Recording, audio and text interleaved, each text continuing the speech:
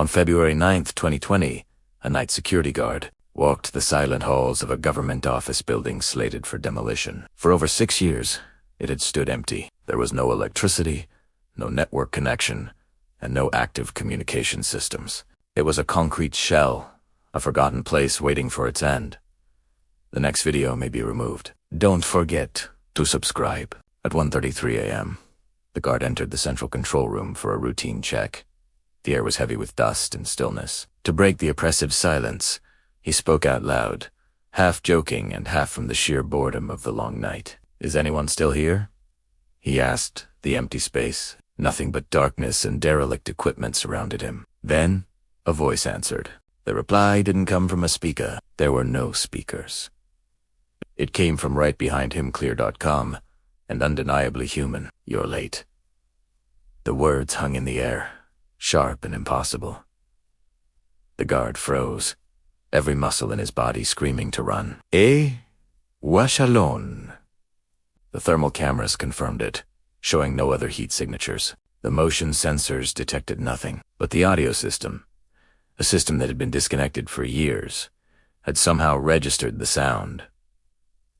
It had recorded the impossible. Shaken, the guard reported the incident immediately. His supervisors, skeptical but following procedure, pulled the night's logs. Tucked away in the data, they found it, a 14-second audio recording that shouldn't exist. The file contained two distinct voices. The first was the guard's, his casual question echoing in the dead room.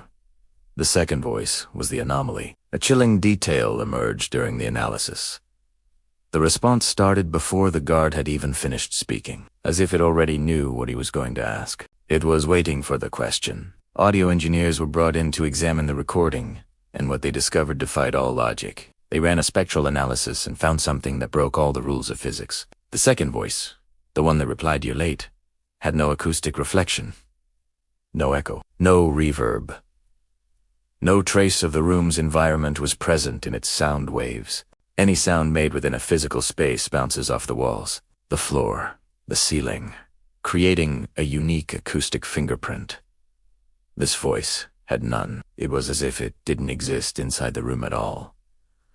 It existed only inside the recording itself. This single detail confirmed what the guard felt in his bones. This wasn't a prank or a technical glitch. It was something else entirely. It confirmed that sound can exist without a physical source, that a response can come before a question is even asked. It proved that an empty space can still listen, and that some recordings capture not just presence, but pure intent. The security guard refused to work another shift. He resigned on the spot. Before he left, he gave one final, haunting statement to his supervisors. "It didn't answer me," he said, his voice trembling. "It was already there, waiting for someone to notice."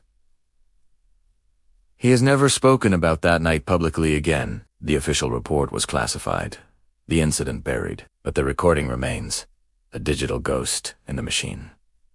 The room was empty, but something was listening.